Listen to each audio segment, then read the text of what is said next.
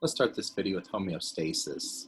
Homeostasis is your body's ability to maintain a relatively stable environment because, let's face it, we live in an ever-changing world. The internal environment of our body is in this dynamic state of equilibrium. And when I say dynamic, I mean always changing, always doing something different, because every time that you add something like just a simple drink of water, you've changed the internal environment of your body. So you're always changing. And you have all these factors that come into play in order to maintain homeostasis. You've got chemical, thermal, and neural factors that interact to maintain homeostasis inside your body. You have so many variables that produce those changes. Now, when it comes to the control, though, of those changes, you're going to have three interdependent components that play a key role here. You have to have a receptor. That receptor monitors the environment and responds to any change, that change being the stimuli. In this case here on the picture, this is figure 1.5. You can see my receptor is my thermostat on the wall. There's my set point, say at 70 degrees in my house. And the change just happens to be, in this case, it's cold outside, and so that cold coming into my house is going to change that set point. Now, that receptor then hooks up to the control center, usually your brain. In this case, the control center is going to be the thermostat at the top. The thermostat, or the control center, determines the set point at which the variability is maintained. So then we also, leaving the control center, we have the effector, and this provides a means to respond to the stimulus. And so for the example they give you here, you start with the change in the stimulus here, the room temperature. Oh, they're showing it they're going the direction I didn't go. I was going backwards on this one. I said my room was getting cold. So let's go the other way. My room is getting warmer. So we have a rise in temperature. My thermostat catches that. My control center then turns a signal to the effectors, and we actually turn off the heater, and that puts us back in balance. Or down at the bottom here, we have the temperature dropping. My receptors down here, notice that they send the signal to the control center, and that turns the heater back on. Now, there are two types of feedback. One is a negative feedback loop.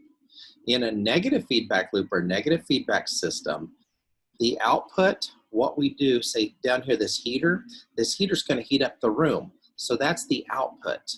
That output then is going to turn off the original stimulus.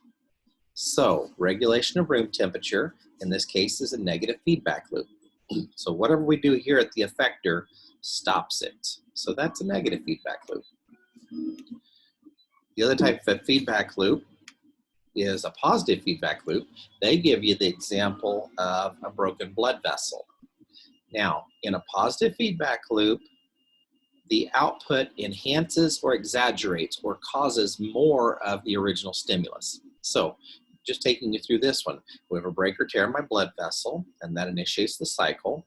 We send out all these chemical reactions, and that causes the platelets to become active. The platelets start sticking to each other. The platelets stick not only to each other, but to the walls of this vessel. The more platelets are activated, the more others are activated. So one platelet activates, several more, which activates several more. So this is why this is a positive feedback loop. We're growing based on what's happening. I have another example of a positive feedback loop. I can't draw it here. Sorry, I don't have drawing capabilities. But when it comes to childbirth, so when it comes to childbirth, the baby's head pushes on the uterus wall. The baby's head pushing on that uterus wall sends a signal up to the brain. The brain says, we need to release more hormones. We release the hormones, they act on the uterus and cause the uterus to contract. When that uterus contracts, that causes the baby's head to push more on the uterus wall, which causes that signal to go to the brain. and say release more hormones. And this continues, this vicious cycle through childbirth. This is a good example of positive feedback loop. Okay, now eventually it does shut off once the baby's born. Nothing's pushing on that uterine wall, and that's how it shuts off. But anyway, that's another example of a positive feedback loop. Most of the feedback loops, though, in our body that we deal with are going to be negative feedback loops. Now, we do have homeostatic imbalances. In a homeostatic imbalance, this is a disturbance of our homeostasis or of our body's normal equilibrium. These can be overwhelming, and the usual negative feedback mechanism allows for a destructive positive feedback mechanism to take over. So that's a major homeostatic imbalance, and most of those situations you need to see your doctor. Okay, changing topics. Let's move into anatomical position. So when it comes to anatomical position, you can see that figure 7.1a, he is standing, my body here is standing upright, erect. His feet are slightly apart. Palms are facing forward. Now that's important because that allows your radius and your ulna to run parallel to each other. If you flip your hands over, so this is supination when your hands are forward. If you pronate your hand over and you're looking at the back of his hands, now his radius and his ulna in here would cross each other. So it's very important to remember that palms face forward, thumbs point away from the body. Okay, so this is anatomical position. While we have this picture here, we can look at other directional terms. Let's jump up one slide. Now we don't need that yet. Okay, so we can look at other directional terms. We can look at superior and inferior. So my superior is towards the head. Inferior is towards the feet. Anterior and posterior. Anterior is towards the front of the body. Posterior is toward the back, and I can't see his posterior side here. Here's anterior, looking at a different picture, but same guy. There's posterior view. Okay, so anterior is towards the front. Medial means down the middle here. That's medial. That's the midline. Away from the midline is lateral. So your heart is medial to your lungs. Your lungs are lateral to your heart.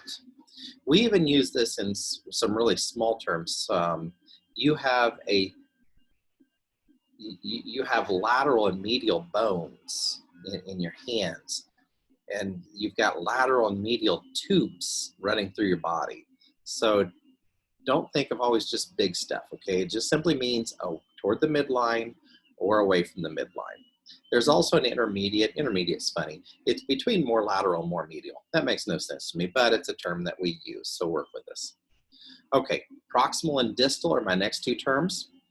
They have to do with an origin. So we're going to use the shoulder up here, okay? Proximal means closer to it. Your humerus is proximal to your radius. Your radius is distal because opposite of proximal is distal. Distal means farther away from that attachment point. So your radius in your forearm here is distal to your humerus. And then that way when we get down to your fingers, your phalanges here, you have a proximal phalange. That's the one closest to your hand because that's the attachment point. You have a middle and you have a distal phalange. And that's how we can identify these. Okay, so that's proximal and distal. Superficial and deep. Superficial means it's on the surface. It's like a cut of your skin is superficial. Deep means toward the organs or away from the body's surface. Okay, so toward and away from the body's surface are superficial and deep. Let's move on to the regional terms. On the regional terms, in anterior view up here, you can see that a lot of this we've had before. Your nasal region or your nose, your oral, your mouth, you've heard before, cervical's next. This is pronounced acromial. Acromial is the point on your shoulder up here. We've got an acromial process underneath there. You need to know that. Underneath your armpit, this is the axillary. Underneath your armpit, that's new. Abdominal you've had. Antecubital is the inside of your elbow. Now that's different on the anterior from posterior. So we'll need to know those. So, I missed brachial. Brachial is your upper arm, okay? And then antebrachial is your forearms. As we move down on my list here, we jumps over to pelvic, which is above the pubic and the groin region. But back over on the arm, we have carpal. You've heard of carpal tunnel syndrome. So the carpal are your wrist bones. Here's some weird ones. A pollex, that's your thumb, okay? And so we call the thumb the pollex. From there, we've got the palmar and the digits. Moving down still, the pubic or the genital regions. Your kneecap or your front of your knee is your patellar region. Crural, we don't use very often, that's the lower leg. And then pedal, you have your tarsals, those are your tarsal bones, by the way. And then your digits again. On the other side, frontal, you need to know frontal because not only do we have the frontal region, underneath that we have the frontal belly, which is a muscle. Underneath that is the frontal bone of your skull, and underneath that is the frontal lobe of your brain. You need to know frontal. Orbital is around the eye. Buccal is your cheek up here. Mental is your chin. I looked it up one time. I looked up the Latin for mental. Craziest thing, it means chin. Didn't help at all.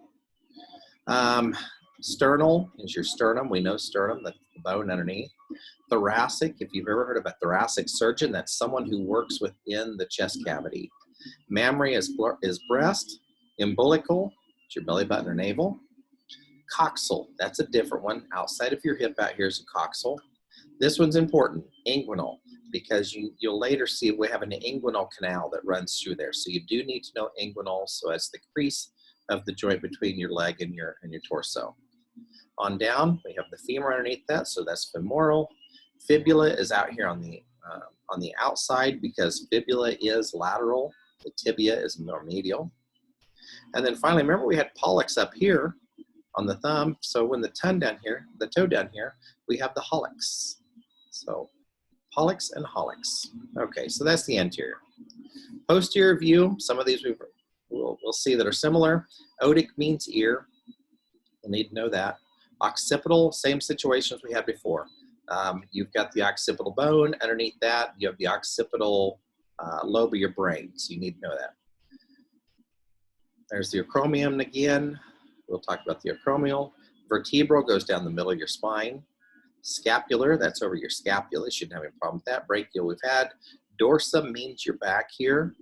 This is a different one here. Remember the front side of your elbow was called the antecubital. And we have like the antecubital vein, the antecubital artery. That's the front side. The back side, it's called the olecranon. That's the back side. So we have the olecranon. We continue down from the olecranon, we have the lumbar. You've heard about lumbar support. And then we have the sacral, which is between the hips. Gluteal, you've heard the gluteus maximus. Perineal is between the gluteus maximus. And then femoral, we've already seen. The back side of the knee, remember the front side of the knee was the patellar, because the patella, that's the front side. The back side is called the popliteal. That's the popliteal region. Sural is calf. We don't use that one very often. Your calcaneal is your heel, and then plantar is on the bottom. On this side over here, pretty simple. Lower extremity, upper extremity, and the head is the cephalic region. Here's when it's interesting. Your hand is the manus. If you ever go in for a mani-pedi, it's because your hand means manus. That's why, and that's where that word comes from. Okay, now for some body planes with this guy, or for this lady. This is figure 1.8. So we have the sagittal plane going down the middle that divides the body into right and left parts. This is the mid-sagittal, which means it's right in the middle. The sagittal plane can move to the right or to the left, but it still gives you a right half and a right part and a left part. So if it has mid in the middle, you know that it splits you evenly. So that's the median or the sagittal plane. I prefer sagittal. The next one up here is either the frontal or the coronal. This one I don't have a real preference on.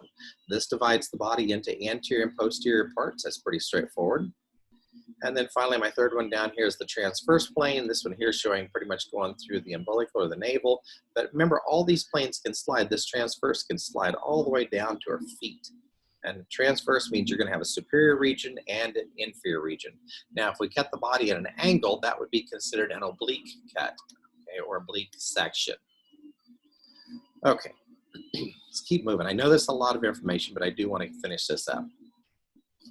When it comes to your body cavities, we have a dorsal body cavity and we have a ventral body cavity. Typically, we don't use the terms dorsal and ventral a lot. We save those for animals. If you didn't know, a dorsal fin is on the back of the shark. That's what you see slicing through the water. But when it comes to your dorsal cavity, it's made up of the cranial cavity, which is going to protect your brain, and then the vertebral cavity, which holds your vertebral column or your vertebrae, okay? So then when it comes to your ventral cavity, we divide that up into 2 or 3, depending on how you want to divide it. But most of the time we divide it, this is the thorax, so the thoracic cavity, that stops at the diaphragm down here. These two we tend to put together. So we've got the abdominal cavity here, which contains all your digestive organs. And then we've got the pelvic cavity. A lot of times we put these together and call this the abdominopelvic cavity. So that's how we do that one. When it comes to your cavities, your thoracic cavity, you can see from the picture here, is actually subdivided. So my thoracic cavity is my chest cavity. And we end up with the pleural cavities. That's the cavities that house your lungs. The mediastinum up here, which is above your heart, and the cardiac cavity, or the pericardial cavity is what it's actually called. Pericardial. Peri means around, cardia is heart, so around the heart. So this is the cavity that encloses the heart. And once again, you can see the abdominal cavity and the pelvic cavity and the organs that are contained in that. Now, when it comes to these cavities, all these cavities have linings. So we line them with a membrane. So when it comes, I'm going to go back to the picture. Now let's start here. When it comes to these membranes, we have a membrane that covers the cavity itself, and then we have a membrane that covers the organ. So we're going to go back, and we're going to talk about the heart. This is the easy one. So my heart lies within this cavity called the pericardial cavity.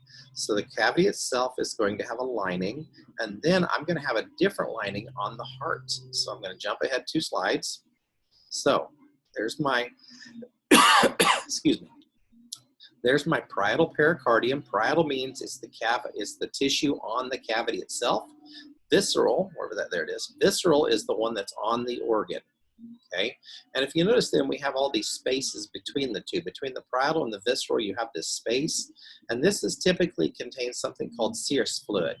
This is to reduce friction. Okay, we'll spend a lot of time talking about the parietal and the visceral. We'll get to those.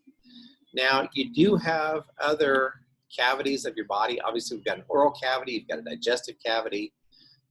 Nasal cavity up behind your nose, that's kind of a cool one. Your orbits are actually cavities that house your eyes. Your middle ears that contain the bones of your ears, that's the middle ear is a cavity. And then you have cavities in all your synovial joints. The synovial joints, if you want just a general term, we'll get to this more later, but synovial joints are all of them that move. So like your elbow, your wrist, your fingers, those are all synovial joints. They all contain cavities. Not all your joints contain cavities, but synovials do. Okay, and keep in mind that there will always be some sort of lining somehow within these cavities. Again, if you're on the organ, it's visceral. If you're on the wall, it's parietal. That's the important parts. Okay, let's move on to the abdominal pelvic regions.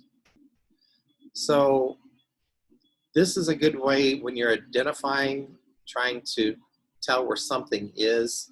You can say that I found it in the epigastric region, or this comes from the right lumbar region. Most of these make sense. Notice that we're talking about the right on my person, not my right. My right looking at this picture is over here, but his right, okay? So the right regions, we've got the hypochondriac region on the top here. I looked up hypochondriac one time. It derives from Greek, and it comes from the term H-U-P-O, hupochondros, and it literally means abdomen or under the cartilage. So cartilage on your ribs. Anyway, under the cartilage. If you didn't know, you've got cartilage that attaches your sternum to your ribs. Okay, so that's under the cartilage, which is kind of weird because that's not where this is farther down. But anyway, we find the liver in the right hypochondriac region. Your stomach tends to be in the left and then moves down through some others. When it comes to this, there's a couple organs that actually fall within all 9 regions. The small intestine is the one you probably guessed, but believe it or not, the large intestine also hits all 9 regions. Anyway, so we've got the right and left hypochondriac, the epigastric, that's up top. We got the 2 lumbars, the umbilical around the belly button. And then we use the word iliac over here because you've got your hips are called, that bone is the iliac crest. And so you have right and left iliacs, and then hypogastric. Hypo is below or low. So you can also use pubic region for that. But take a look. Here are the organs that you find in each. So you can see the liver is primarily in the upper right hypochondriac region. It does fall a little bit into the epigastric. Your stomach, same way. Stomach comes across, hits many. But take a look. Large intestine here, catches this one, comes across, dips down into the umbilical, back up, and then all the way down. Small intestines everywhere. So that's an easy one. Now, I showed this one to my wife one time. She was looking at this and said, "What is that?" My wife's a nurse. I said, "Well, this is where we look and show where the organs are. Isn't this what you do in nursing?" She said, "No. We divide into quadrants." So here's what it looks like when we do quadrants. Much easier. So in quadrants, you simply have upper right, upper left, lower right, lower left. Much, much simpler. So that should be the end of the information for this chapter. So that kind of completes chapter 1. And I'm going to jump ahead one slide just to see. Yep, that's the end of it. So we will stop there.